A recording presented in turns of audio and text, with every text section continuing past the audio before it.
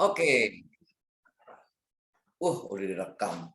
Oke, selamat pagi semuanya. Wah, hari ini kita ketemu lagi ya. Kita ketemu lagi di hari Sabtu dan kita ketemu lagi di acara Significant 5 Years ya. Bisa chat ke saya, suara saya terdengar dengan baik kah? Kalau dengan baik, tolong kasih tahu yes, yes, yes, yes, yes, yes, yes. Bagus nggak suara saya? Yes ya, oke ya. Suaranya oke. Oke kalau gitu. Nah, sebelum kita mulai teman-teman, thank you ya, udah ada di sini nemenin saya gitu ya. Saya juga ditemenin sama teman saya, ntar saya kenalin teman saya siapa, tapi sebelumnya kita sama-sama hening dulu sejenak. Kita mau berdoa dari dalam hati, kita minta acara ini supaya dijaga dengan baik, gitu, dijaga dengan baik dan berjalan dengan lancar dari awal hingga akhir acara ini. Oke, kita berdoa menurut kepercayaannya dan kebiasaan masing-masing. Kita berdoa, dimulai.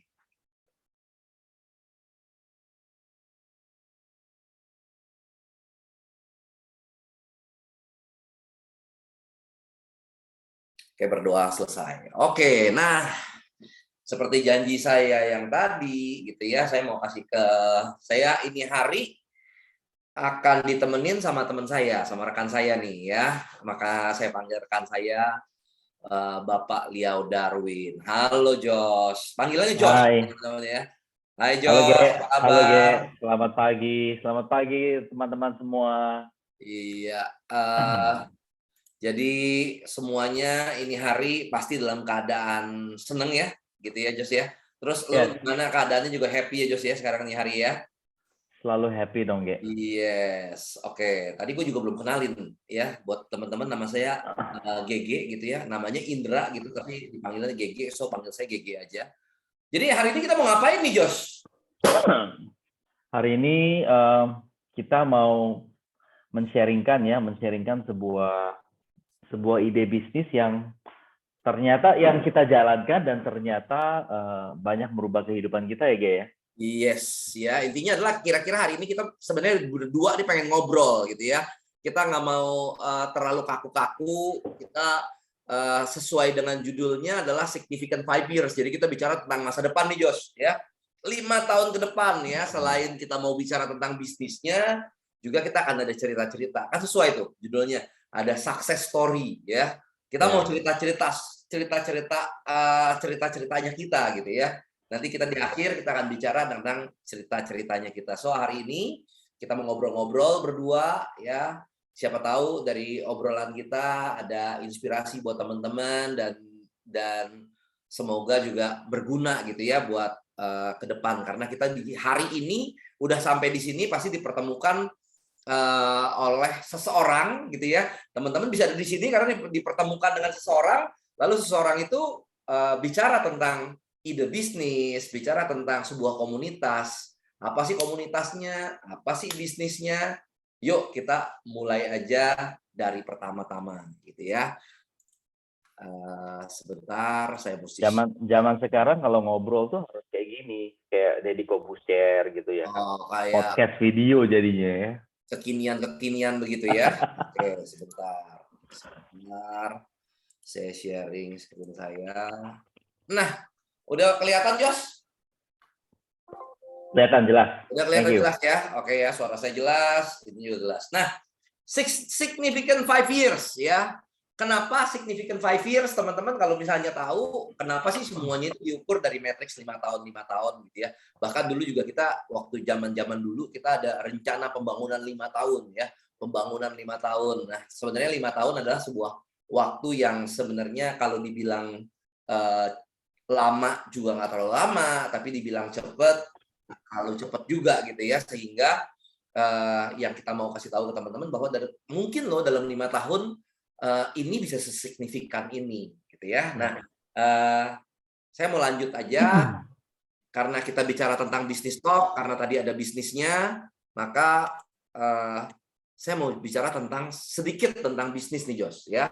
Bisnis itu sebenarnya apa sih gitu ya? Sebenarnya bisnis itu tercipta dan nggak bukan adalah karena ada sebuah solusi di dalam masyarakat ya. Jadi bisnis itu menjadi solusi ya. Kenapa bisa terjadi sebuah bisnis adalah karena dia adalah sebuah solusi. Sebuah solusi di dalam masyarakat. Jadi bisnis itu adalah membawa sebuah solusi kepada masyarakat. Nah, di slide yang berikut ini Jos ya, di slide yang berikut ini nih, kalau misalnya nih lu lihat lu lihat tiga lambang ini, apa sih yang ada dalam pikiran lo Jos? Kekinian Gitu ya. Kekinian. Terus punya kesamaan ya, yaitu semua bisa dilakukan dimanapun dan dengan handphone. Oh, oke. Jadi 3 lambang ini ada di dalam handphone Anda ya Jos ya, berarti ya. Kita pakai kamu dan saya aja lah ya. Jadi intinya adalah kalau kita lihat secara prinsip-prinsip awalnya adalah ini adalah semua solusi. Benar ya Jos ya? Yes. Ini adalah sebuah solusi. Gojek, solusinya apa sih? Dari sebuah kebutuhan untuk sebuah transportasi ya. Dulunya adalah ojek gitu ya. Ojek, lalu ojek itu kan ada masalah ya. Jadi kalau misalnya ada masalah harus ada solusinya dan solusi itu bisa menjadi sebuah bisnis. Nah, ojek, masalahnya dengan ojek zaman dulu adalah contohnya apa sih Jos? Susah lu nyari. Susah dicari ya, karena kita nggak tahu dia ada di pengkolan mana ya kan. Betul. Terus kita harus keluar dari rumah, jalan kaki dulu dan segala macam. Iya, butuh usaha ekstra gitu ya. Ya. Belum juga dia punya rate-nya juga berbeda-beda ya kan. Ojek jaraknya sama, angkanya bisa beda, bener ya, tergantung ojeknya gitu ya, nggak ada standarisasinya ya. Nggak ada SOP-nya ya. Nggak ada SOP-nya, nggak ada sistemnya gitu ya. Lalu Tokopedia ya, Tokopedia itu kan belanja secara, kalau misalnya prinsip dasarnya adalah orang mau belanja gitu. Tapi masalahnya adalah orang kalau mau belanja, masalahnya apa kalau zaman dulu? Jos kayaknya freeze. Oke. Belanja zaman dulu masalahnya adalah orang juga butuh waktu untuk jalan ke warung ya, untuk jalan ke minimarket gitu ya. Oleh Tokopedia diberikanlah solusi sebuah jalan instan di mana orang nggak perlu cari-cari jalan untuk menuju ke warung atau minimarket dan lain-lain. Dibikin solusi yang instan dari handphone, barangnya yang datang ke kita gitu ya. Tokopedia. Begitu juga dengan Halodoc, gitu kan? Halodoc, teman-teman tahu bahwa Halodoc adalah sebuah platform untuk konsultasi dengan dokter. Jadi prinsip awalnya adalah konsultasi dengan dokter, tapi masalahnya adalah kan nggak semua penyakit adalah penyakit yang berat, gitu ya. Nggak semua penyakit adalah penyakit yang membutuhkan penanganan yang benar-benar harus spesifik gimana gitu. Tapi ada penyakit-penyakit yang barangkali cuma butuh konsultasi biasa aja. Kalau misalnya masalahnya adalah masa penyakit-penyakit yang enteng begitu kita mau jalan ke rumah sakit, ya kan? Kita harus cari dokter, belum bikin appointment-nya dan lain-lain. Oleh Halodoc dibikinlah sebuah platform di mana kita dan konsultasi dengan dokter itu dipermudah dengan cara apa? Dengan cara online, gitu ya. So, ini adalah sebuah solusi yang ditawarkan oleh 3 entitas ini gitu ya, sehingga kita menjadi lebih dipermudah, sekaligus mereka juga memiliki bisnis dari sini. Nah, dari slide yang sebelumnya saya tayangkan, kita jadi tahu bahwa orang punya problem ya, masyarakat punya yang namanya problem ya, dan problem itu akan selalu ada. Disadari atau tidak, problem itu pasti ada. Nah, bagaimana dengan manusia? Manusia juga punya problem, gitu ya. Manusia punya resiko. Nah, problemnya manusia ya itu apa aja sih? Ya, problemnya ya sakit problem, ya kan? Yang namanya resiko kehidupan. Lalu beranjak tua tanpa memiliki proteksi, ya itu juga sebuah problem. Lalu sakit yang berkepanjangan juga merupakan sebuah problem gitu. Lalu kematian ya, kematian terlalu cepat atau kematian yang terlalu lama juga barangkali orang bilang itu problem juga. Kalau terlalu cepat dan kalau meninggal terlalu cepat dan ada orang yang bergantung kepada orang tersebut, maka secara finansial kan menjadi berbahaya gitu ya. Atau yang hidup terlalu lama jika tidak memiliki persiapan secara finansial juga berbahaya. Sakit membutuhkan kekuatan keuangan gitu ya. So ini adalah problem-problemnya orang-orang yang ada di masyarakat gitu yang akan selalu ada. Jadi ini adalah problem. Nah, bagaimana dengan solusinya gitu ya. Nah, teman-teman hari ini semua berkumpul di sini karena ada teman-teman yang ngajak teman-teman ke sini ya. Itu karena mereka memiliki solusi kepada masalah-masalah yang mungkin terjadi di dalam masyarakat gitu ya. Kita memiliki solusi. Apa sih solusinya itu? Nah, solusinya adalah insurance, teman-teman. Ya. Nah, mana teman saya ini udah balik lagi belum? Belum balik lagi ya. Oke, Josh. Oke, Josh, udah ada lagi, Josh? Masih ada suara jelas? Ada, jelas. Ya. Tadi terkendala sedikit ya, tapi oke. Nah, jadi gitu, Josh. Tadi gue udah bilang sama teman-teman bahwa manusia itu punya problem. Sakit, tua tanpa proteksi, sakit berkepanjangan, ya, meninggal terlalu cepat atau meninggal terlalu lama, dan kita punya insurance, punya solusi, dan solusinya adalah insurance. Nah, ini gue ada beberapa pertanyaan nih, Jos, dan gue berharap lu bisa menjawab hal tersebut nih ya. Dan menurut saya sih sebenarnya pertanyaan-pertanyaan ini jawabannya hampir seluruh orang yang saya tanyakan itu punya jawaban yang hampir sama ya. Siap ya, Jos, saya tanya ya. Nah, mungkin nggak kamu menyisihkan 50% dari pendapatan kamu, Jos? Wah, dengan anak 3 dan biaya hidup di Jakarta kayaknya susah tuh, Ge. Susah ya. Dan susah. Dan itu memang jawabannya hampir sama dengan semua orang yang pernah saya tanyakan, bahwa jawabannya hampir semuanya mengatakan nggak bisa gitu ya. Lalu ada pertanyaan kedua nih. Tapi mungkin nggak kamu kehilangan 50% pendapatan kamu? Bisa jadi. Ya karena kan? resiko itu kan selalu ada ya, Ge, apalagi zaman-zaman COVID sekarang seperti ini. Iya, jadi kalau misalnya contoh kamu punya income per bulan 100 juta gitu ya. Mungkin nggak langsung kehilangan 50 juta? Mungkin. Ya kan? Mungkin banget. Kenapa hal itu mungkin? Adalah karena ada yang namanya risiko gitu ya. Dan kalau saya nih ngomong satu hal seperti ini ya, ini ada pertanyaan, dan pertanyaannya barangkali juga jawabannya barangkali sama. Saya akan tanya kamu gini, Jos. Kalau kamu bisa menyisihkan 10%, tapi bisa mengcover 100% dari pengeluaran risiko yang terjadi tadi gitu. Kamu mau nggak, Jos? Jadi yang lo maksud, gua hanya perlu sisihkan 10%, tapi mengcover 100% pendapatan gua gitu. 100% dari pendapatan kamu. Kalau terjadi risiko dalam kehidupan kamu, mau nggak? Gua mau, tapi emangnya ada. Nah, kita akan lanjut lagi untuk bicara sebuah program ya, yang namanya adalah program 5P. Udah pernah dengar belum, Jos? Program 5P. 5P, gue baru dengar kira-kira berapa detik yang lalu dari lu tuh, Ge. Oke, jadi baru pertama kali dengar ya. Oke.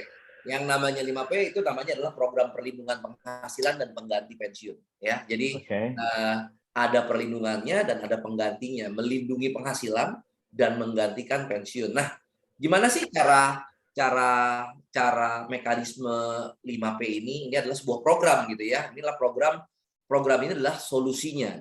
Nah, saya punya gambaran, punya sebuah ilustrasi namanya Pak Alex ya. Mohon maaf buat hari ini ada yang namanya Alex, ada yang namanya Alex nggak ada ya? Coba cek dulu ya, ada yang Alex nggak ada tuh. Aman ya, berarti ya nggak ada Alex ya. Oke. So, ilustrasinya adalah Pak Alex, usia 35 tahun. Manajer sebuah perusahaan, punya income 20 juta per bulan. Nah, Pak Alex ini ambil sebuah program ya yang namanya 5P. dia mengalokasikan cuma 10% dari income-nya, ya, which is dari 20 juta itu 10%-nya adalah 2 juta ya, Jos ya. Nah, 2 juta itu dia ambil sebuah program, ya. Program itu namanya program 5P, jadi gambarannya adalah Pak Alex menyisihkan 2 juta, 2 juta, 2 juta, 2 juta per bulan, ya. Dalam ilustrasinya selama 3 bulan dia mengalokasikan 2 juta, 2 juta, 2 juta. Tapi apa yang terjadi Pak Alex di bulan keempat, dia terkena sebuah risiko kehidupan. Yang tadi di awal-awal tuh ada yang sakit berkepanjangan, sakit, tua, meninggal terlalu cepat atau meninggal terlalu lama gitu ya. Nah, Pak Alex ini terkena yang namanya kondisi kritis. Dan sama-sama kita tahu bahwa kondisi kritis itu adalah sebuah sakit yang membutuhkan, yang sakitnya sendiri pendek tapi efeknya bisa lama nih gitu ya. Itu adalah sebuah kondisi kritis. Nah, tapi since Pak Alex itu udah mengalokasikan 10% dari income-nya, maka program 5P inilah dia mulai bekerja, Jos. Oke? Bekerjanya gimana? Bekerjanya adalah program 5P ini memberikan uang sebesar 2,4 miliar kepada Pak Alex. Oke? Dan Pak Alex mengalokasikan 2,4 miliar itu sebagai apa? 1,2 miliarnya itu dipakai untuk perlindungan penghasilan, ya. Jadi kalau misalnya penghasilannya adalah per bulan itu 20 juta, setahun itu adalah 240 juta gitu ya. Maka Pak Alex bisa mengcover income-nya dia selama 5 tahun nih. Oke? 1,2-nya dipakai untuk perlindungan penghasilan. 1,2-nya lagi dimasukin ke dalam instrumen investasi yang deposito lah gitu ya. 1,2-nya dialokasikan sebagai deposito untuk apa? Untuk pengganti pensiunnya, gitu ya. Karena kan ketika kita tahu sama-sama ketika seseorang itu masuk kondisi kritis, terkena kondisi kritis, biasanya orang itu kehilangan kemampuan untuk paling enggak untuk sementara kehilangan kemampuan untuk mencari nafkah, gitu ya. Karena dia harus fokus sama pemulihannya dia gitu. Sehingga ada kemungkinan pekerjaannya terganggu dan ada kemungkinan pensiunnya juga terganggu. Gitu.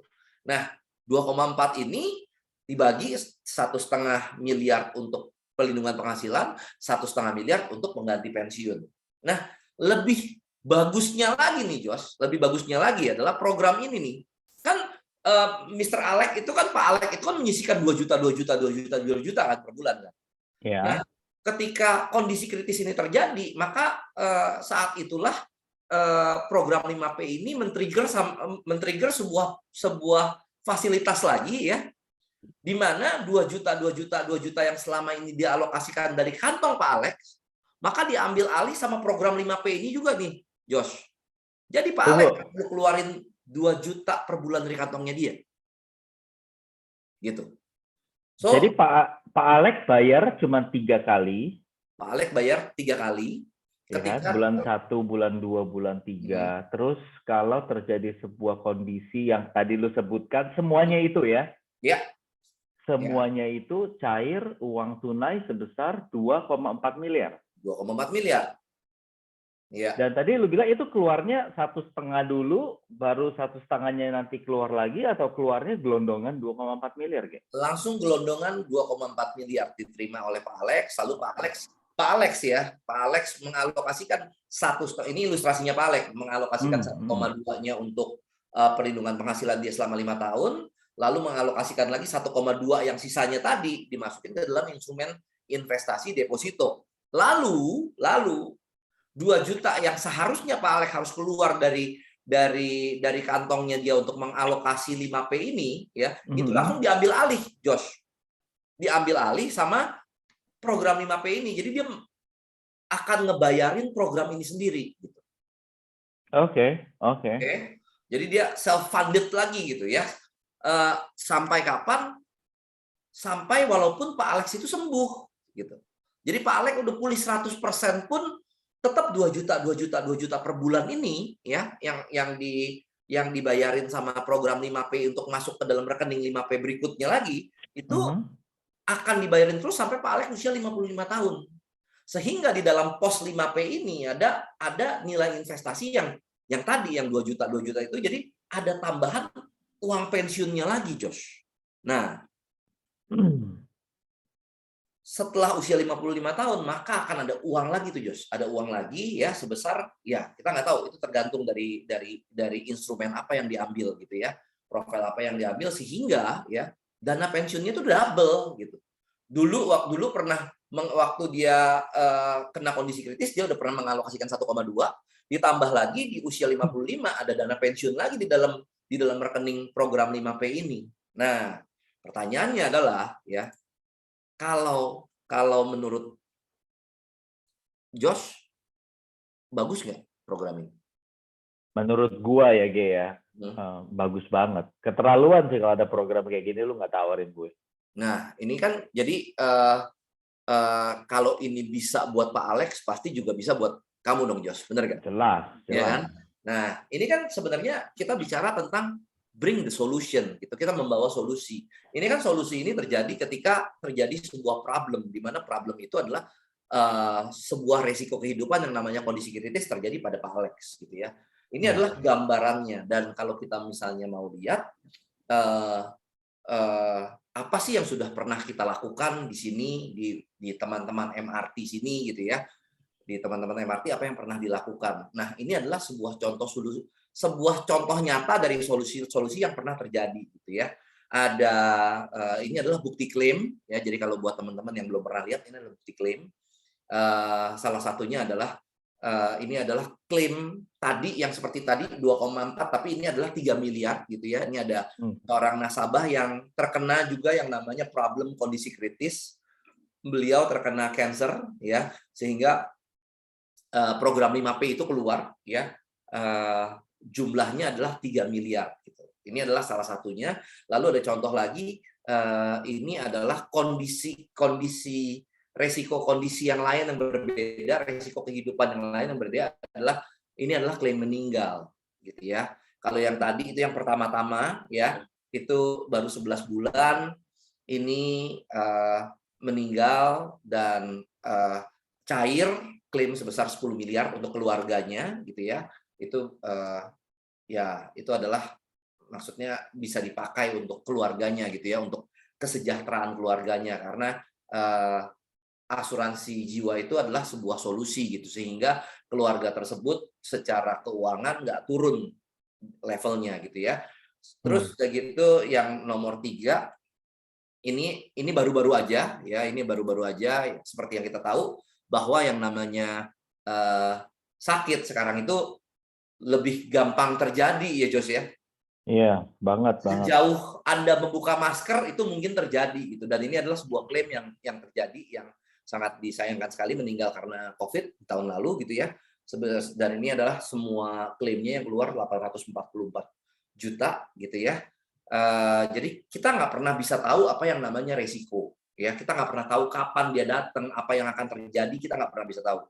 Yang bisa kita lakukan adalah memberi solusi bagaimana meminimalisasi ya efek yang terjadi terhadap kejadian tersebut gitu ya. Ini adalah contoh-contohnya ya, contoh-contoh program 5P untuk orang yang terkena cancer, terkena meninggal gitu ya, dan terkena sakit dan kemudian meninggal. Intinya adalah selalu ada solusi buat hal-hal seperti ini gitu ya. Nah, kita mau bahas insurance ya. Solusinya adalah asuransi. Oke. Jadi kalau bisa kita lihat bahwa problemnya ini adalah selalu ada gitu ya, selalu ada nih Jos problemnya, benar nggak? Kan nggak ada orang yang anti sakit, nggak ada orang yang anti meninggal gitu kan ya, nggak ada orang yang anti tua gitu ya. Jadi sebenarnya kalau ditanya kebutuhannya banyak nggak? Semua orang akan butuh sebenarnya ya. Cuma ya orang barangkali ketika mendengar kata-kata asuransi ya mereka belum ngerti tentang insurance gitu ya. Tapi kalau ditanya manfaat asuransi mereka butuh nggak? Saya yakin jawaban 100%-nya adalah mereka butuh gitu ya. Cuma buat orang-orang di luar sana yang belum memiliki insurance atau asuransi, saya yakin barangkali mereka belum bertemu orang-orang yang tepat dalam menjelaskan apa nih apa sih yang mungkin terjadi dan bagaimana solusinya. Barangkali itu doang, Jos. Ya, kita setuju ya. Barangkali belum Setuju, ketemu setuju. orang yang tepat nih, gitu ya. Dan teman-teman kalau misalnya ngelihat entar angkanya berapa orang nih yang belum belum ketemu orang yang tepat, itu teman-teman akan kaget. Tapi kita akan sharing nanti di belakang. Nah, dari sini kita bicara tentang solusi, ya. Berarti kalau misalnya kita bicara tentang solusi, kita juga bisa bicara tentang bisnis, ya. Solusi ada seperti yang tadi kita bilang di slide awal, solusi bisnis adalah memberikan solusi ke dalam masyarakat gitu. Nah, kita lihat positioningnya kita gitu ya. Kita lihat Jos dan saya gitu ya. Kita punya business positioning, lalu solusi apa yang ditawarkan? Solusinya adalah sebuah insurance gitu ya. Nah, insurance-nya itu adalah dari Prudential. Oke. Sedikit mengenai Prudential. Prudential adalah sebuah perusahaan insurance ya. Jadi yang sudah mengasuransikan banyak sekali orang ya. Karena dia berdiri di London tahun 1848, udah 173 tahun, Jos. Ya, 174 tahun sekarang. Gitu. Oke. Merupakan sebuah perusahaan yang udah 14 kali menjadi asuransi jiwa terbaik di Indonesia ya. Prudential masuk ke Indonesia tahun 95. Lalu Prudential adalah pernah sering mendapat award Indonesian Top of Mind Insurance Brand. Jadi kalau misalnya orang dengar kata-kata air mineral, kalau misalnya Josh dengar kata-kata air mineral, merek apa yang ada dalam pikirannya Josh? Aqua, Aqua, jelas. ya. Nah, ini Aqua. hampir sama gitu ya. Jadi kalau misalnya bicara tentang asuransi jiwa, orang-orang brand yang pertama kali ada dalam pikiran mereka adalah Prudential, gitu ya. Lalu sudah 99 tahun ada di Asia. Nah, ini adalah Prudential. Oke. Lalu di mana nih positioningnya kita? Di mana positioningnya saya, GG, dan Josh? Positioningnya kami, ya, itu kami bernaung di sebuah KPM, ya, atau kantor pemasaran mandiri, ya, atau sebuah agensi yang namanya MRT Group. Jadi teman-teman di sini semuanya acara ini yang sekarang kita lagi sama-sama hadiri ini acaranya adalah acara dari inisiasi dari MRT, ya. Apa itu MRT? Di MRT itu kita ini akan dapat banyak hal, ya. Kita akan dapat pelatihan, kita akan dapat sistemnya, kita akan dapat motivasi dari sana. Jadi di Prudential itu berpartner dengan yang namanya agensi, gitu ya. Nah, salah satu agensinya adalah MRT Group, ya, yang sejak tahun 2009 sudah ada. Jadi udah 13 tahun nih, ya, teman-teman. Dan agensi itu kan yang tadi saya bilang, agensi banyak. Tapi agensi yang terbesar, ya, yang terbesar di Indonesia adalah kami MRT, ya. Kita punya 12 kantor agensi di seluruh Indonesia, ya. Kita adalah sebuah agensi yang di Asia sendiri, ya, punya menghasilkan 159 orang MDRT. MDRT ini kalau buat teman-teman yang nggak tahu, MDRT adalah sebuah ajang penghargaan untuk pebisnis insurance, ya. Kita menelurkan 159 MDRT tahun lalu gitu ya, which is adalah yang terbanyak di Asia, ya. Dan kita adalah the most top of the top trophy winner. Jadi kita mengumpulkan banyak sekali ya pemenang-pemenang dari award-awardnya Prudential, ya. Itulah sekilas gambarannya, ya. Ini adalah sekilas gambarannya. Lalu sebenarnya posisinya kayak gimana? Gimana sih skema bisnisnya itu kayak gimana? Alur bisnisnya itu kayak gimana? Nah, saya akan lanjut ke slide berikut. Nah, bisnis insurance, ya, kalau karena tadi kan solusinya adalah insurance nih, ya. Jadi apa sih sebenarnya bisnisnya saya dan bisnisnya Josh? Bisnisnya kami berdua adalah mendistribusikan polis, gitu ya. Mendistribusikan polis. Bagaimana cara pendistribusian polis itu sendiri, gitu ya? Pendistribusian polis itu saya bisa gambarin seperti ini, gitu. Contoh deh, saya menganalogikannya seperti mendistribusikan air mineral, gitu ya, air mineral. Ada di dalam industri air mineral merek A ini, ya, ada pabriknya, ya, dia membuat dan mensuplai, gitu ya. Jos, tapi dia tidak melayani semua market, ya. Contoh nih Jos, kalau misalnya lu pengen beli, ya, kamu pengen beli 1 galon Aqua di pabriknya Aqua yang ada di Cibinong, 1 galon aja. Bisa nggak beli 1 galon? Nggak bisa lah. Nggak bisa ya. Minimal mesti 5 kontainer barangkali ya. Kita kan nggak tahu gitu ya. Tapi intinya adalah dia memasarkan ke masing-masing segmennya mereka. Jadi dari pabrik air mineral ini, maka dia itu memasarkan ke depo-depo utama, gitu ya. Depo-depo utama yang biasanya depo utama itu biasanya tuh besar-besar ya. Dan kepemilikannya barangkali bukan perusahaan tersebut, tapi ada orang-orang yang memiliki tempat dan mau menjadi depo utamanya mereka, gitu. Oke. Sampai di sini di depo utama, kamu Jos mungkin nggak beli 1 galon doang di depo utama? Nggak bisa. Nggak mungkin juga gitu ya. Jadi depo utama ini juga berpartnership dengan depo-depo yang lebih kecil. Oke.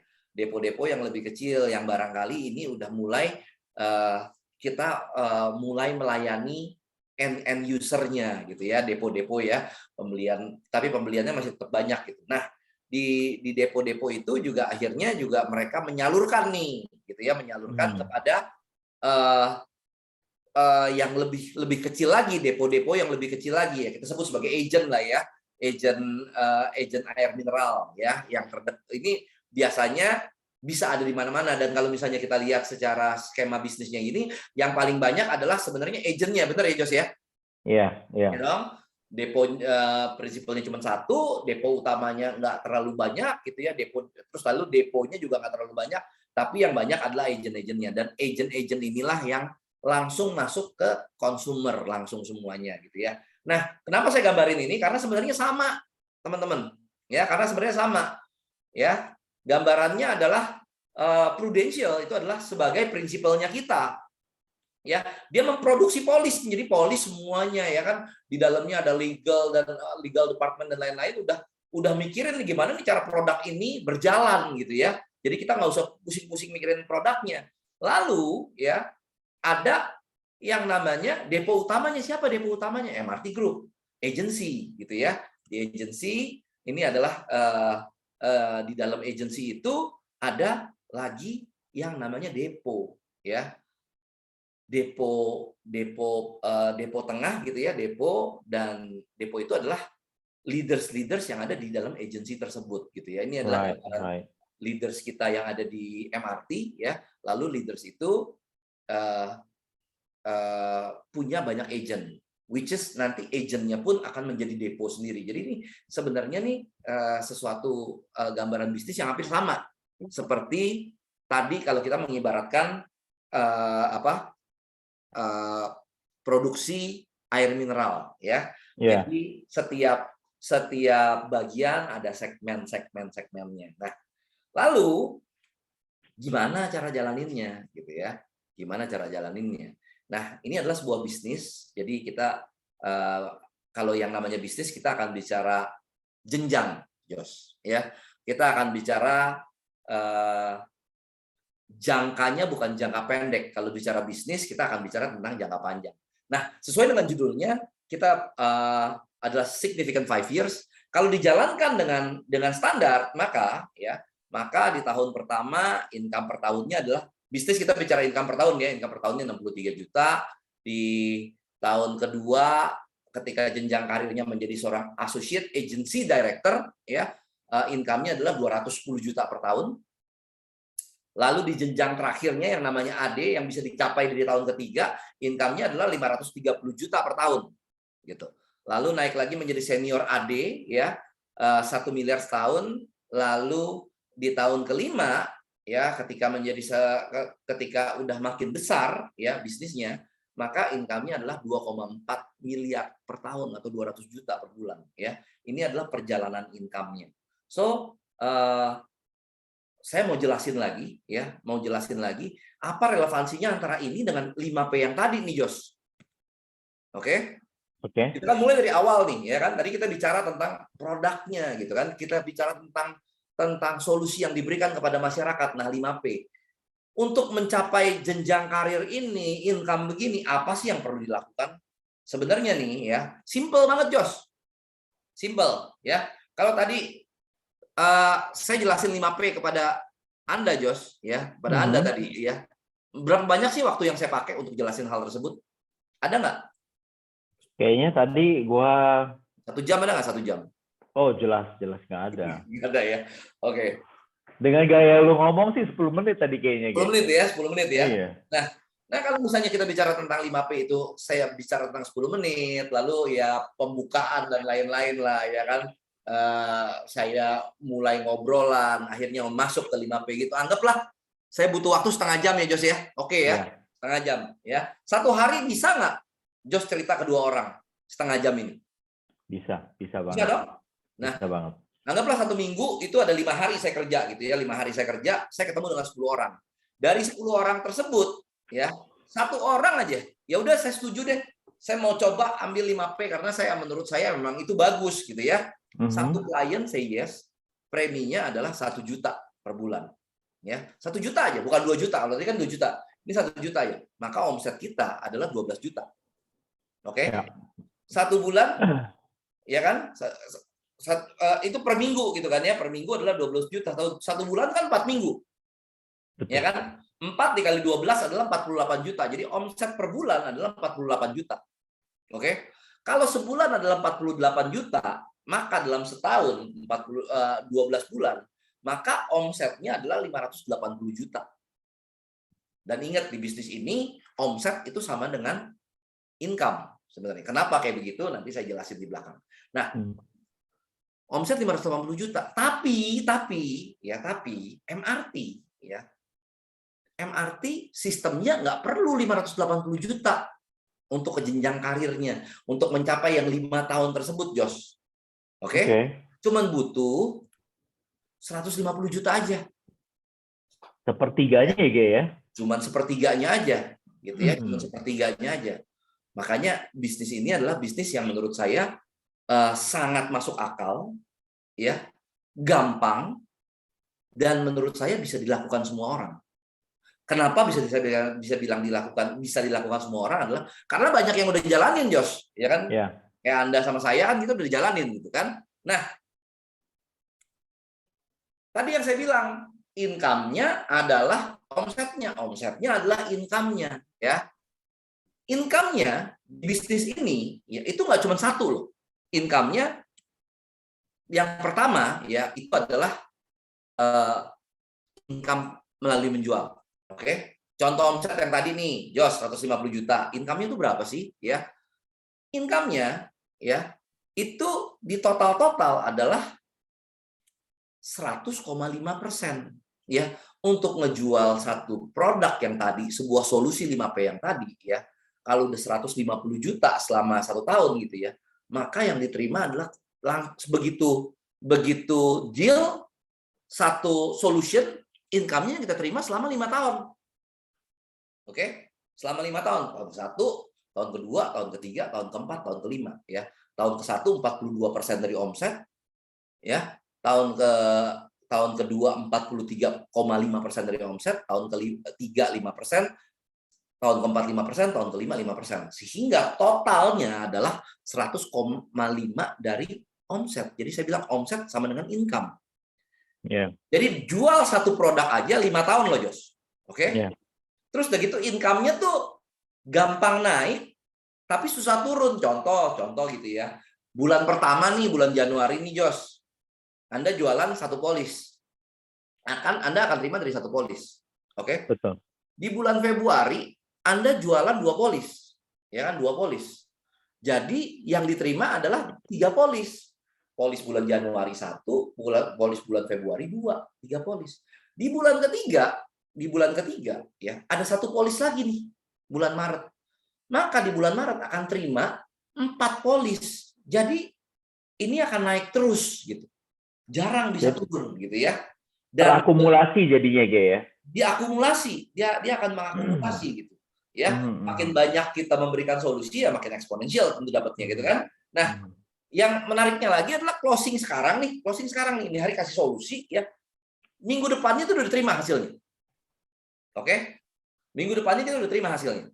Ya, segitu cepatnya tuh, ya. Nah, tapi kalau kita misalnya kita bicara bisnis, kita kan bicara sebuah sebuah bisnis yang kita maunya tentunya mau di upskill, mau digedein gitu ya. Jadi kita juga perlu ngomong ini, Jos, perlu ngomong jenjang karir. Nah, jenjang karirnya adalah kita mau jadi seorang AAD. Oke? Kenapa menjadi seorang AAD? Lalu kemudian setelah jadi AAD kita mau jadi seorang AD, ya, adalah karena ada yang namanya sumber income 2, ya. Jadi bisnis income. Nah, bisnis income ini saya secara singkat aja ya, menjadi seorang AAD atau jenjang kedua dari bisnis ini, maka kita akan terima 75%, Jos. 75% dari orang yang kita bimbing ke dalam sini, ya. Jadi dari yang tadi itu contoh ya, gambaran yang tadi kan misal ini ya, kalau misalnya seorang kita punya seorang yang kita bimbing, lalu dia omsetnya 150 juta ya, dia kan terimanya di tahun pertama 63 juta, di tahun kedua 65 juta. Berarti 128 juta, benar dong? Kita ambil yang gedenya aja deh, 3, 4, 5 tahunnya kita nggak usah hitung. Tapi di tahun pertama dan tahun kedua 128 juta. Oke? Nah, kalau dari bisnis income ini, kalau seorang menjadi seorang AD, ya saya langsung aja ke yang kuning, totalnya 75%. Artinya apa? Artinya kita yang membimbing agent tersebut, ya, yang membimbing yang udah tunjukin jalannya, memotivasi gitu ya, mengaktifasi dia, itu akan terima 75% dari 128 juta, Jos. Wow. Wow ya. Nah, itu membuka sebuah kemungkinan lagi seseorang untuk menjadi seorang AD gitu. Harus menjadi seorang AD. Kenapa menjadi seorang AD penting? Adalah karena begini. Kalau tadi menjadi seorang AD kita terima 75% dari 128 juta, maka ketika seseorang menjadi seorang AD dan dia membimbing seseorang untuk punya omset 150 juta gitu ya, maka yang diterima bukan 75 juta lagi, tapi yang diterima adalah 110 juta dari, kalau gambaran yang tadi, 128 juta. Gede, 110% dari 128 juta berarti. Yes. Ya. Gede dong? Nah, gede. Inilah bisnisnya. Dan kenapa kita harus punya jenjang karir, kenapa kita harus mengembangkan orang, karena ini adalah yang tadi kalau Jos masih ingat, saya ada bilang bahwa ini adalah bisnis distribusi. Oke? Makin banyak channel distribusi Anda, makin gede kitanya. Benar kan? Benar. Oke? So, coba bayangin ya. Sebuah bisnis ya yang bisa memberikan kita income seumur hidup. Oke. Menarik dong, yang punya income seumur hidup. Lalu juga bisa diwariskan. Dari mana asalnya? Asalnya adalah sebuah royalti. Nah, pengertian royalti itu gini, Jos. Kalau misalnya ada orang nih ya kan bikin lagu ya. Contoh siapa yang lagunya paling masih suka diputar? Beatles gitu ya. Beatles ya. Semua orang hampir semua orang tahu Beatles. Sampai sekarang pun Beatles itu akan terima royalti dari setiap lagu yang dimainkan. Ya, begitu juga keluarganya Michael Jackson gitu ya. Itu adalah royalti dan nggak berhenti. Nah, coba bisa bayangin kalau misalnya kita punya banyak jalur distribusi, ya, ya. Kan kita gini nih, kita awalnya kita jadi seorang agen, lalu kita menjadi seorang AAD, lalu kita berubah menjadi seorang AD, lalu kita ngajak orang lain lagi seiring dengan berjalannya ini, kita ngajak orang lain lagi masuk dari misalnya contoh nih, saya ngajak Anda, Jos, ya dong? Anda adalah adik saya nomor 1 gitu ya. Lalu Anda mulai ngajak orang lain lagi, orang lain. Intinya adalah semua orang menjadi seorang adik. Maka dari satu kamu aja, Jos, ya dari satu Anda aja, saya akan terima omsetnya dari pohonnya Jos semuanya. Ya, dari pohon Anda semuanya. Dari second generation saya terima 10%, third generation terima 10%, sampai di 5 generasinya saya terima 10%, ya. Di generasi ke-6 3%, ya. Artinya ini adalah sesuatu yang dikembangkan oleh Josh gitu kan, yang dikembangkan oleh Josh. Tapi karena saya pernah mengembangkan Josh, maka ini masih ada kickback-nya ke saya gitu. So, ini adalah bisnis, menurut saya ini adalah bisnis yang paling gampang di upscale, yang paling gampang digedein. Karena ini baru satu dari kamu doang nih, Josh, dari Anda doang nih. Bisa bayangin kalau saya punya 6 atau 7 Josh, oke, mendistribusikan solusi ke masyarakatnya lebih banyak gitu ya, sekaligus kickback-nya ke saya juga lebih banyak gitu kan. So ini adalah mutual gitu. Nah, gambaran dasarnya adalah kalau kita menjalankan satu tahun itu naikin konsisten mengembangkan orang lain, karena bisnis yang baik kan bukan cuma berkembang diri kita doang, tapi mengembangkan orang lain sekaligus menjadi solusi di dalam sebuah masyarakat gitu kan ya. Di dalam 5 tahun maka kita punya 54 bisnis unit, 54 AD gitu ya. Ini kita gambarinnya cuman sampai tahun kelima karena judulnya adalah Significant 5 Years nih Jos ya. Maka ini kita bicara tentang income-nya aja, kita nggak bicara tentang selling income ya, kita bicara tentang royalty income-nya aja deh. Ya. Maka royalty income-nya adalah 200 juta per bulan atau 2,4 M dalam 2,4 M per tahun. Ya, ini dari royalty income-nya doang ya, pasif. Kita memang kerja di awal-awal, tapi setelah itu ketika sebuah unit kita mengembangkan diri lagi, maka itu menjadi sebuah royalty buat kita. Nah, ini juga gambarannya gitu ya, kayak yang tadi bilang, kenapa sih bisa diwariskan?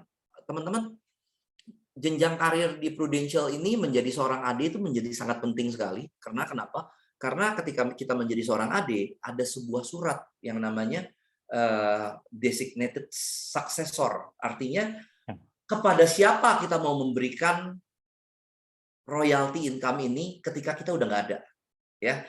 Layaknya sebuah bisnis, maka bisnis yang benar adalah sebuah bisnis yang bisa diberikan kepada keluarga kita, sebuah bisnis yang bisa bisa diturunkan kepada anak-anak kita. Nah, inilah indahnya bisnis ini ketika kita menjadi seorang AD ya, maka kita akan diminta untuk membuat surat ya, di mana surat itu isinya adalah kepada siapa kita ingin memberikan income pasifnya kita ini ketika kita udah nggak ada. Gitu, Jos. So, bisnis ini menarik ya, Jos, buat Anda, Jos? Banget. Menarik. Satu hal lagi dan ada beberapa hal lagi yang menarik adalah karena ketika kita mengembangkan bisnis ini, kita nggak perlu modal. Ya, berarti resiko uangnya nggak ada. Kita juga nggak butuh pengalaman dulu gitu. Karena di sini ada sistem yang bisa ngajarin Anda dan Anda mencari pengalaman Anda sendiri gitu. Sehingga pengalaman Anda bisa berikan kepada orang lain lagi gitu ya. Nggak perlu belajar untuk ngerti 100% dulu gitu ya, karena ada sistem yang akan ngajarin kita. Lalu nggak perlu coba-coba karena udah jadi semuanya. Dan yang lebih baik lagi adalah ini udah terbukti gitu. Ada orang-orang yang sudah terbukti mengalami kesuksesan dari sini. Dan ini yang tadi saya bilang ya, fakta bahwa dari 270 juta jiwa di Indonesia, itu yang punya asuransi pribadi cuma 17 juta. Atau cuma baru 6%. Dari dulu ya segitu-gitu aja. Kenapa? Karena ya orangnya kan nambah gitu ya. Tapi ininya belum nambah gitu. Nah, kalau misalnya sama seperti saya lah, saya ada di bisnis ini dari 10 tahun yang lalu gitu ya. Kalau dipikir-pikir, saya mau nanya sama Jos deh, hal terburuk apa sih Jos yang bisa terjadi kalau kamu jalanin bisnis ini? Ada nggak terpikir? Hal terburuk enggak sih, gue justru berpikir kebalikannya, kayak. Terbalik. Jadi hal terbaik apa yang mungkin terjadi ya? Ini adalah beberapa hal yang mungkin terjadi di dalam bisnis ini gitu ya. Ada hal-hal baik yang mungkin terjadi, bisa jadi berkat buat orang lain ya, waktu yang fleksibel dengan keluarga, lalu punya penghargaan ya, punya rumah impian keluarga, jalan-jalan keliling dunia. Saya yakin Anda punya satu lah, Jos, dari sini ya, apa yang Anda sukai dari sini ya. Oke? Ya. Dan itu aja ya.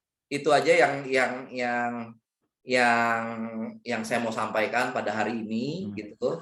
So, teman-teman, itulah gambarannya, tapi kita mau cerita-cerita sedikit nih, Jos. Kita mau ngobrol nih ya tentang success story lah ya, story-storynya kita di dalam bisnis ini tuh apa aja sih gitu kan. Nah, Jos, gue mau ngobrol dikit gitu. Nah, kita kenalan lebih dalam lagi nih. Sebenarnya background-nya Anda tuh apa sih? Terus gimana bisa sampai kenal dengan Pru gitu? Gimana? Background-nya apa dan gimana bisa kenal sama Pru nih? Jadi gini, kayak gue dulu ya lama sekali ya kan, pas sejak kuliah itu sudah punya satu pemikiran ya kan, bahwa gue itu tidak boleh kerja sama orang, kayak. Oke. Ya, nggak tahu dapat dari mana, sampai sekarang juga masih bertanya-tanya. Jadi sehingga sejak selesai kuliah itu gue langsung ngejalanin pabrik. Oke. Ya, ngejalanin pabrik, ya kan, ngejalanin pabrik selama 12 tahun, ya kan. Ada nggak hasil dari pabrik itu? Ada, ya kan. Tapi apakah hasil itu memuaskan gue? Jelas enggak. Ya, Oke. jelas enggak, ya kan. Dan namanya kita ngejalanin bisnis konvensional, banyak sekali lah, ya kan, tantangan-tantangan seperti sumber daya manusianya, ya Mhm. kan, seperti modal, ya kan. Modal itu nggak pernah cukup-cukupnya, Ge. Oke. Ya Oke. kan, nggak pernah cukup-cukupnya. Belum lagi masalah piutang yang tidak tertagih dan segala macam. Jadi sebenarnya gua itu berdoa minta peluang yang lebih baik, jelas. Peluang yang Itu bisa berdoa untuk memberikan peluang gua, yang lebih baik. ya, dan peluang itu datang di 2014. Oke. Dan anehnya gini, kayak ketika kita berdoa ya, kadang-kadang memang jawaban dari doa tersebut itu tidak Ya, sesuai dengan apa yang kita minta, ya kan. Tapi kita harus mengimani aja bahwa ini adalah yang terbaik, karena nggak mungkin Tuhan kita itu memberikan kita sesuatu yang kita minta yang baik, dia kasih kita yang tidak baik. Nggak, ya. either dia kasih kita yang baik atau dia kasih kita yang lebih terbaik Lebih lagi. baik. Iya. Ya. Ya, setuju. Oke. Iya, sama juga sih ya sebenarnya ya. Kalau kalau kalau itu kan ceritanya Jos. Kalau saya itu dulu adalah karyawan gitu, karyawan. Ya. Terus udah gitu dikenalkan bisnis ini ya dari istri punya teman gitu ya, which is adalah agennya kita. Jadi dari dulu memang udah punya sebagai karyawan juga udah mulai sadar tentang risiko-risiko yang mungkin terjadi gitu ya, karena diedukasi oleh orang yang benar gitu kan. Dikenalin sama produknya, dikenalin sama solusinya yang tadi gitu ya, solusi risiko kehidupan, ambil, lalu mulai kenal dengan agentnya adalah mulai kenal dengan bisnisnya adalah karena istri dijelasin sama agen yang which is adalah temennya gitu ya. Terus udah gitu dijelasin bukan tentang jualan, Jos. Jadi dijelasinnya mengenai bisnisnya gitu. Kayak hari ini nih, gitu. Teman-teman yang di sini nih beruntung nih karena dengerinnya kan langsung gitu ya, langsung dari narasumbernya kemarin itu saya dengerinnya ya pertama dari ini dulu gitu ya, dari agentnya dulu. Terus udah gitu ngomongin tentang bisnis, terus udah gitu saya ini ya karyawan, waktu itu umur saya 40 tahun, hampir 40 tahun. Oke, hampir 40 tahun. Lalu at some point saya berpikir begini, yang namanya seorang karyawan, ya, pada satu pada satu masanya dia, setiap karyawan harus menjadi pebisnis, ya. Kapan masanya? Masanya adalah waktu dia pensiun. Seorang karyawan ketika dia pensiun, dia akan sibuk mencari income pengganti. Karena kenapa? Dari karyawan kan income-nya berhenti, ya. Dia harus cari income pengganti, gitu kan? Harus jadi income pengganti. Pada satu titik maka harus menjadi seorang pebisnis. Saya pikir dari kenapa saya nggak belajar sekarang aja, gitu kan? Lalu mulailah melirik bisnis ini, mulailah datang ke acara-acara seperti ini, dan baru ngelihat gitu, oh ya ternyata ya bener gitu ya. Ada sebuah bisnis yang nggak usah pakai modal, ya kan? Nggak usah pakai modal, lalu bisa menghasilkan banyak. Walaupun sebenarnya kalau buat saya gitu ya, barangkali uang kan bukan segalanya gitu kan, tapi uang adalah sebuah alat yang bisa menuju impian-impian yang mungkin saya punya gitu. So itulah background perkenalan dan yang membuat kita tertarik. Hampir sama lah ya, cerita-cerita kita hampir sama nih sebenarnya nih teman-teman nih. So teman-teman kalau misalnya ada yang background sama seperti saya, seperti karyawan atau kayak Jos gitu ya, boleh ngobrol-ngobrol, nanya-nanya sama Jos lah gitu ya. Kalau teman-teman adalah pebisnis, kalau karyawan boleh nanya sama saya. Nah, lalu waktu lu join nih Jos, ya waktu kamu join Jos awal-awal, apa sih yang step awal-awalnya tuh seperti apa sih Jos? Waktu Step awal-awal. awalnya, Banyak step nih awal, teman-teman yang pasti bertanya-tanya, awalnya gue mesti ngapain ya? Gitu. ya. Awalnya ngapain Jos? Awal pertama ya, benar-benar pertama yang harus dilakukan adalah kita harus ngedengerin apa kata orang yang ngajak kita ke bisnis ini. Ya kan, in this case teman-teman ya kan yang ngajakin gue ke bisnis ini ya kan, dan nggak ada henti-hentinya gue berterima kasih adalah ke GG. Ya kan, GG ini adalah orang yang mengajak gue ke bisnis ini. Jadi pada waktu itu hal pertama yang gue lakukan adalah kalau ngomongin tentang karena dulu backgroundnya adalah pabrik plastik, kalau ngomongin tentang plastik jelas ya kan, mungkin gue lebih ngerti daripada GG. Tapi kalau ngomongin insurance ya kan jelas dia lebih mengerti. Jadi langkah pertama yang gue lakukan adalah gue nurut aja karena gue tahu gue nggak ngerti apa-apa di sini. Gue butuh bimbingan lu. Ya kan, dan yang GG lakukan pada saat itu jelas seperti yang tadi dia jelaskan di slide, lakukanlah 5P. Ya kan, 5P-nya apa? Yang sehari ketemu 2 orang, seminggu ketemu 10 orang, ya kan, teman-teman lakukan seperti itu aja. Karena di bisnis ini berita baiknya itu bermain dengan rasio. Ya, gitu G kalau gue ya. Kalau saya waktu pertama kali menjalankan, karena saya suka menganalisa sesuatu gitu ya, saya apalagi training terus ya. Jadi kalau dulu trainingnya itu adalah hari Sabtu gitu kan, dan harus datang ke kantor. Sekarang kan zaman dipermudah nih. Jadi training itu tetap hari Sabtu dan Senin tapi online gitu kan. Jadi buat saya yang paling penting adalah training dulu. Training bukan cuma untuk menyerap ilmunya, karena bagaimanapun juga yang namanya ilmu itu akan datang ketika kita menjalankan. Right. Oke, kita nggak mungkin bukannya pengalamannya banyak dulu baru bisa menjalankan, nggak. Jalanin dulu baru pengalamannya kekumpul tuh. Gitu kan? Jalanin dulu. Jadi ketika misalnya kita menerima feedback-nya, kan contoh gini, menerima feedback misalnya ditolak sama orang gitu ya. Ditolak sama orang kan bukan berarti dia nolak saya gitu kan, tapi dia kan barangkali menolak konsepnya saya, menolak produknya saya. It's okay buat saya, bener kan? Jadi yang perlu saya lakukan adalah memanage feedback tersebut. Kalau feedbacknya positif, oke, bisa closing, bagus. Tapi kalau misalnya feedbacknya negatif, dalam artian ditolak, artinya saya harus belajar lagi. Oh, ada yang berarti saya barangkali menganalisa orang ini caranya salah gitu ya. Saya harus begini gitu kan. Lalu saya belajar lagi. Nah, buat saya yang paling penting adalah training dulu ya. Satu, belajar, dan kedua akhirnya saya kenal dengan orang-orang di dalam komunitas ini. Itu penting gitu ya. So, Jos, waktu kita udah terbatas banget ya terkait dengan significant 5 years ya, 5 years. Lu udah 5 tahun di sini udah lewat tuh, Jos ya. 2012 ya kan. Saya sendiri udah 2012 gitu kan. Nah, terkait dengan significant 5 years nih. Apa perjalanan paling luar biasa kamu ya? Apa sesuatu yang kamu dapat secara signifikan di dalam 5 tahun ini, Josh? Oke. Kalau gue ditanya seperti itu ya, jawaban gue tuh nggak pernah berubah, ya kan. Yang paling pertama, ya kan, hal signifikan yang paling pertama yang akan terjadi, teman-teman, ya kan. Jadi gue wanti-wanti dulu dari sekarang, pertumbuhan income itu sudah pasti, ya kan, pertumbuhan income. Tetapi gue sering ngomong kayak gini, Ge. Kalau misalkan gue belum punya 100 miliar, ya kan.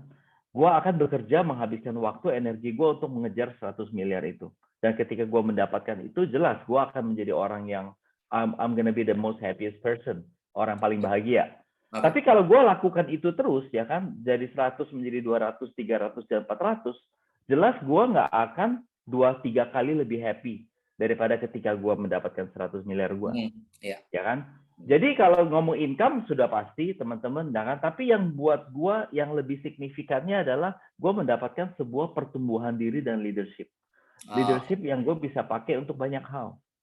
Ya kan? Parenting is leadership. Being a good friend is leadership. Ya kan? Being a blessing for others is a leadership. Ya kan? Jadi kalau lu tanya gue, that's my answer. Oke. Jadi pertumbuhan selain tentunya secara materi. Nah, kalau buat saya sebenarnya ya hampir sama gitu ya, bahwa ketika kita nggak yang namanya sebuah bisnis pasti ada ada kickback-nya ke kita, ada feedback-nya ke kita berupa pertumbuhan materi gitu ya. Tentunya itu menjadi sangat bagus sekali walaupun sebenarnya materi bukan hal utama yang dikejar gitu. Karena uang kan sebenarnya cuma tools aja gitu ya. Tools untuk mencapai impian-impiannya kita, tools untuk bisa berbagi terhadap sesama ya, tools untuk menjadi berkat buat orang lain, itulah uang. Buat saya hal yang penting lagi adalah sebuah komunitas keluarga nih yang saya dapat nih. Jadi ada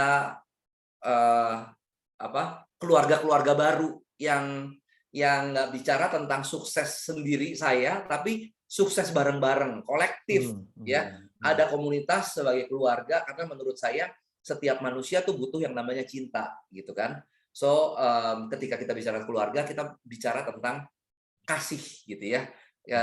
Kita suka sama orang itu, kita menyayangi orang tersebut sesuai dengan tagline-nya MRT Josh, Growing Together with Love. Jadi kita bertumbuh ya di dalam kasih semuanya.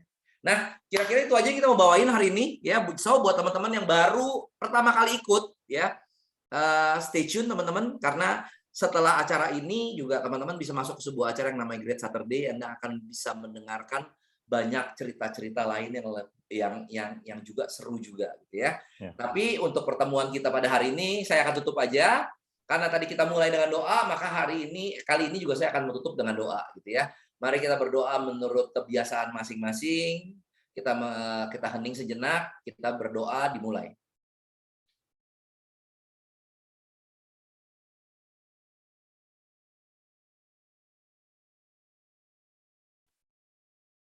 Berdoa selesai. Oke, thank you buat teman-teman yang udah temenin kita dan Josh. Saya dan Josh. Thank you Josh ya udah ada ini ya. Thank you buat teman-teman yang kerja di balik layar ini. Thank you semuanya. Kita lanjutin ke acara yang berikutnya. Thank you. See you. Thank you. Bye guys. Bye.